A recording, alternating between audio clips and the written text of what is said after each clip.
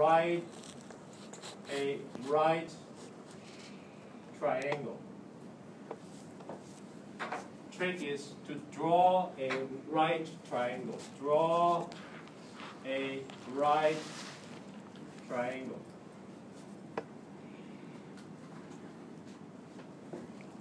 And that would provide a way to do bookkeeping. So how do I draw? I mean, my trig substitution, this I document it with the right triangle. You know, another way of doing so is to solely rely on trig identities. Okay, and then you'll feel much more stressful, easier to make a mistake.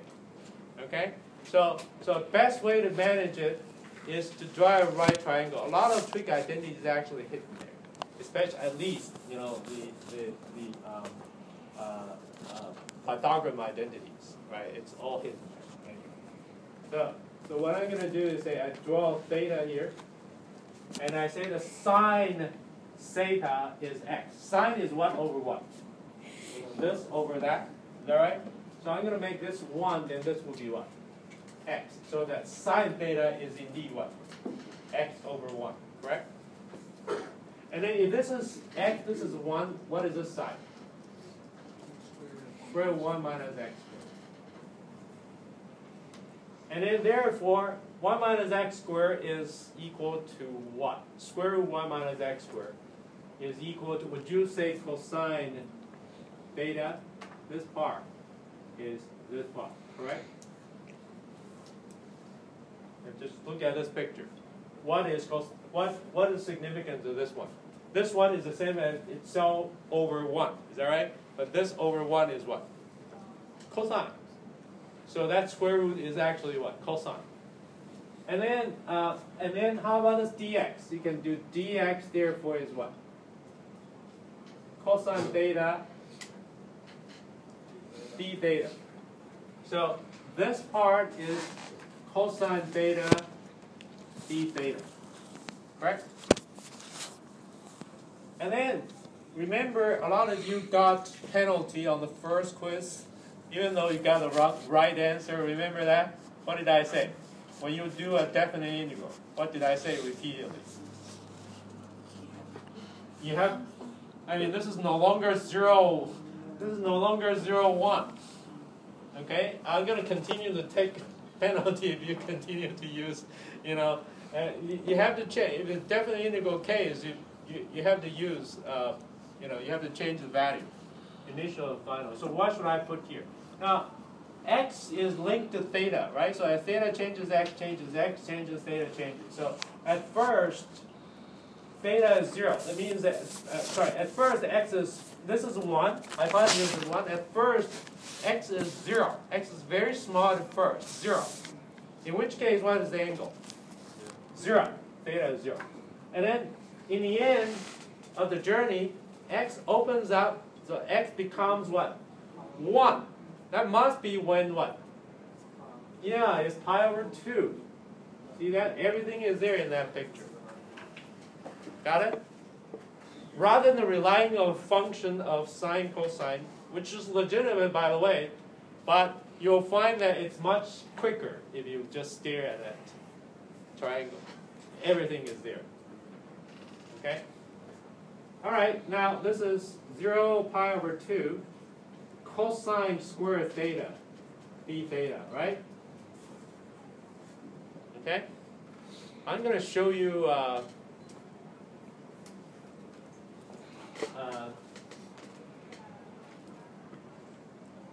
well, let me do it in first way, which is what you will see in the book, I think. And that will be, this is the power of cosine, right? Even power, that's bad, right? What do?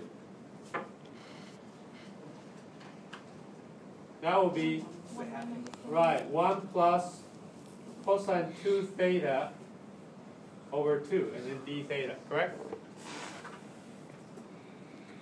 And so, you have two parts. One is 0 to pi over 2, 1/2 d theta. That's easy part, right? And then the harder part, it appears, is 1/2, still have this factor, 1/2 0 to pi over 2 cosine 2 theta d theta.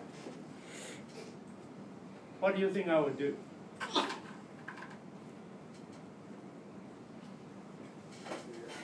That's it. Why? I can't see it, sorry. Oh, sorry. Yeah? I'll simply say what?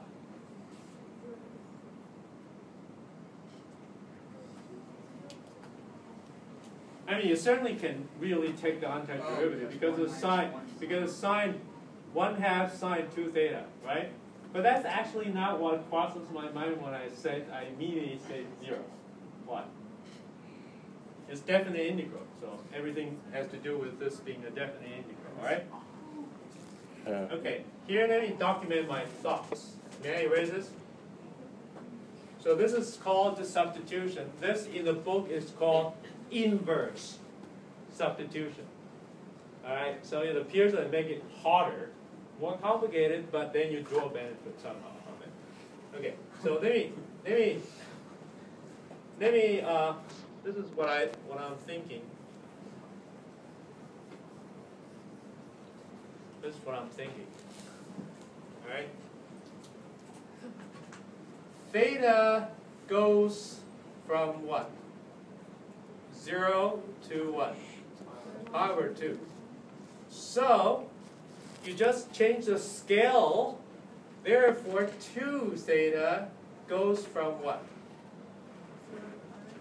0 to what? Pi. Okay? And now cosine, so I have this picture, this is what what I'm thinking, right?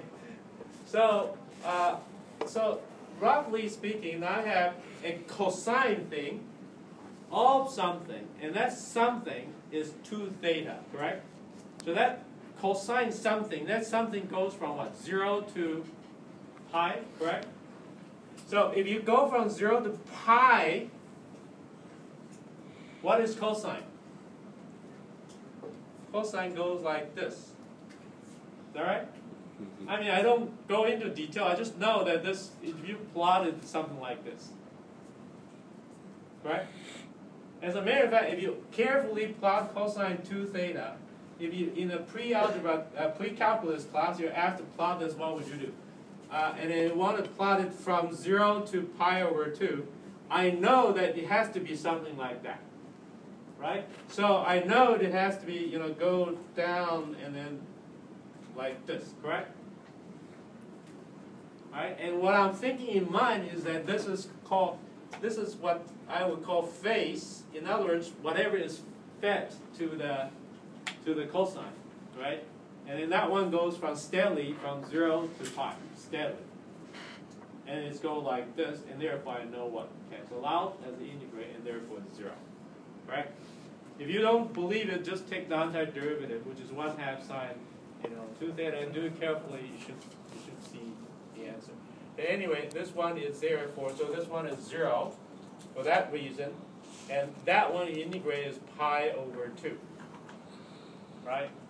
And this one, what? Okay, let me draw another. This is another dream, right? So this is another dream. So what do you think I'm dreaming? Do you think I'm taking antiderivative? That is, that the integrand is 1/2, so take antiderivative 1/2 theta, and then evaluate at pi over 2, evaluate at 0, take the difference. Of course, you'll get the same answer, right? Granted. But that certainly is not what I was thinking. So I'm trying to convey what I think. What do you think I'm thinking? I mean, it's, first of all, it's 1/2 0 to pi half d theta, correct? And then how do I think about this one? So this is a dream, and inside a dream you have another dream. So what do you think I'm dreaming there in that sub-dream? So that means that as theta goes from 0 to pi over 2, I'm accumulating. What am I accumulating? A little change in theta. And if I'm accumulating a little change in theta, then wouldn't that be the net change in theta? right? And theta, since you say theta goes from what? 0 to pi, what is the net change in theta? Pi over 2, because it goes from 0 to pi over 2. Net change is pi over 2, right? So that's 1/2 times pi over 2, and therefore is what? Pi over 4. So it's pi over 4, that's the correct answer. Right, we anticipated, oh, I'm sorry, what did I say? Pi over 2, so that's really is 3. So this is pi over 4. All right. Okay, sorry, pi over 4. That piece is pi over 4.